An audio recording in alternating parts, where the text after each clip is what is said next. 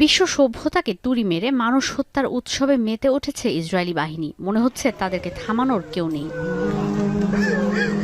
পাখির মতো উড়ছে মানুষ, দেখলে মনে হবে হলিউডের কোনো সিনেমার শুটিং। মর্মান্তিক এই দৃশ্য নেতানিয়াহুর প্রশাসনের বর্বরতার। দ্বিতীয় দফায় যুদ্ধবিরতি কার্যকর না হওয়ার পর নতুন গতিতে গাজায় ভয়াবহ আগ্রাসন শুরু করেছে ইসরায়েল। বিমান হামলার তীব্রতায় ধোঁয়ার কুণ্ডলীর সঙ্গে এভাবেই শূন্যে উড়ে আবার মাটিতে পড়ে যাচ্ছে মানুষ।